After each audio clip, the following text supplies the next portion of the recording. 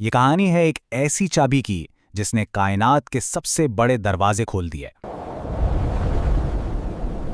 آج وہ دروازہ کھلا جو صادیوں سے بند تھا۔ اگر قرآن ایک کتاب ہے تو اس کی دھڑکن، اس کا دل سورۃ الفاتحہ ہے۔ ہم سب اسے روزانہ نماز میں کم سے کم 17 مرتبہ تو پڑھتے ہی ہیں، لیکن کیا کبھی یہ سوچا کہ یہ 7 آیتیں آخر نازل کب ہوئیں، کیوں ہوئیں اور کن حالات میں ہوئیں؟ اکثر ہم اس کی گہرائی سے واقف نہیں ہوتے۔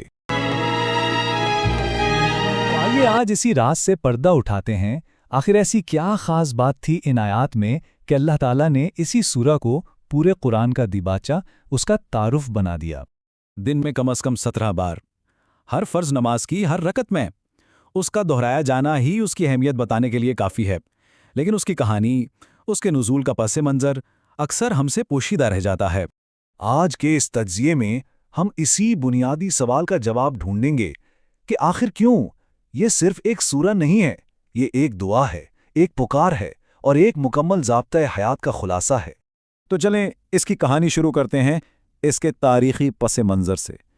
زیادہ تر علماء اس بات پر متفق ہیں کہ یہ مکہ میں اسلام کے بالکل ابتدائی اور شاید سب سے مشکل دور میں نازل ہوئی۔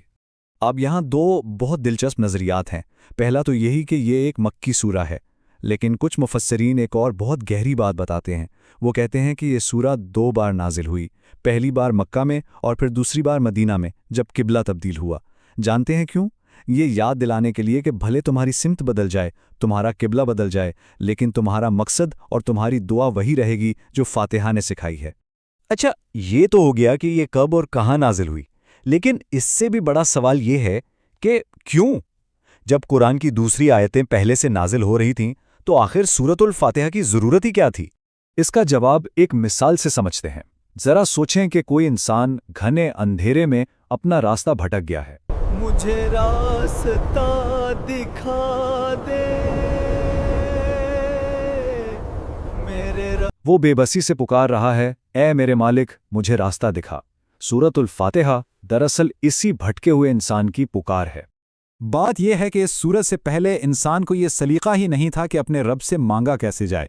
اس سورہ نے ہمیں سکھایا سلیقہ بندگی، یعنی اللہ سے بات کیسے کرنی ہے۔ پہلے اس کی حمد بیان کرو، اس کی عظمت کا اقرار کرو، اور پھر اپنی سب سے بڑی ضرورت یعنی ہدایت کی دعا مانگو۔ اور یہیں پر ڈاکٹر اسرار احمد کی وہ خوبصورت بات سمجھ میں آتی ہے کہ فاتحہ اصل میں ایک سوال ہے اور باقی کا پورا قرآن اس کا جواب ہے۔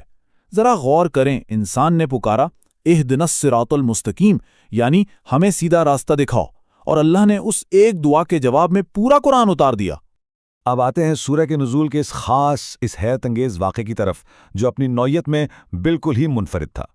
نبی اکرم صلی اللہ علیہ وسلم اور جبریل امین ساتھ بیٹھے تھے کہ اچانک آسمان سے ایک ایسی آواز آئی جو پہلے کبھی نہیں سنی گئی تھی، جیسے کوئی بہت بڑا بھاری دروازہ چرچراہٹ کے ساتھ کھل رہا ہو۔ خود جبریل امین نے حیرت سے آسمان کی طرف دیکھا اور عرض کیا، یا رسول اللہ، آج آسمان کا وہ دروازہ کھلا ہے جو آج سے پہلے کبھی نہیں کھلا تھا۔ آج وہ دروازہ کھلا جو صادیوں سے بند تھا۔ یہ اس بات کا اشارہ تھا کہ کچھ بہت غیر معمولی ہونے والا ہے۔ اور پھر اس دروازے سے ایک فرشتہ زمین پر اترا۔ جبرائیل امین نے بتایا کہ یہ فرشتہ بھی آج سے پہلے کبھی زمین پر نہیں آیا، یعنی دروازہ بھی نیا اور آنے والا پیغام رساں بھی نیا۔ اس فرشتے نے نبی کریم صلی اللہ علیہ وسلم کو سلام کیا اور پھر 2 ایسے خاص نور کی خوشخبری دی جو آپ سے پہلے کسی بھی نبی کو عطا نہیں کیے گئے تھے۔ یہ 2 نور کیا تھے؟ یہ کوئی عام وحی نہیں تھی، یہ اللہ کی طرف سے اپنے محبوب نبی کے لیے ایک خاص تحفہ تھا، ایک ایسا تحفہ جو براہ راست عرش کے خزانوں سے بھیجا گیا تھا۔ تو وہ 2 نور تھے، پہلا نور سورۃ الفاتحہ اور دوسرا نور سورۃ البقرہ کی آخری آیات۔ یہ ایک ایسا شرف، ایک ایسا اعزاز تھا جو صرف خاتم النبیین صلی اللہ علیہ وسلم کو ہی عطا کیا گیا۔ یہ وہ نور ہے جو پہلے کبھی نہیں اترا۔ جیسا کہ ڈاکٹر اسرار احمد نے وضاحت کی ہے، اس کا مطلب یہ ہے کہ یہ کلام اپنی اہمیت اور مرتبے میں بے مثال ہے۔ یہ براہ راست اللہ کے تخت کے خزانوں سے ایک خاص تحفے کے طور پر آیا، اور اسی خاص حیثیت کی وجہ سے سورۃ الفاتحہ کو بڑے عظیم نام دیے گئے۔ سب المثانی یعنی وہ 7 آیتیں جو بار بار دہرائی جاتی ہیں، اور الکتاب یعنی کتاب کی ماں۔ کیوں؟ کیونکہ پورے قرآن کا نچوڑ، اس کا خلاصہ ان 7 آیتوں میں موجود ہے۔ روایات میں آتا ہے کہ جب یہ سورہ نازل ہوئی تو ابلیس نے مایوسی سے ایک چیخ ماری تھی۔ وہ جان گیا تھا کہ اب انسان کے ہاتھ میں وہ روشنی آ گئی ہے، وہ کتب نما آ گیا ہے جسے تھام کر وہ کبھی راستہ نہیں بھٹک سکتا۔ تو یہ تھی سورۃ الفاتحہ کے نزول کی داستان، لیکن اصل کہانی تو اب شروع ہوتی ہے۔ کیا کبھی سوچا ہے کہ جب ہم نماز میں کھڑے ہو کر یہ آیتیں پڑھتے ہیں تو اللہ اور بندے کے درمیان وہ خفیہ گفتگو کیا ہوتی ہے؟ جب ہم کہتے ہیں الحمدللہ تو عرش سے کیا جواب آتا ہے؟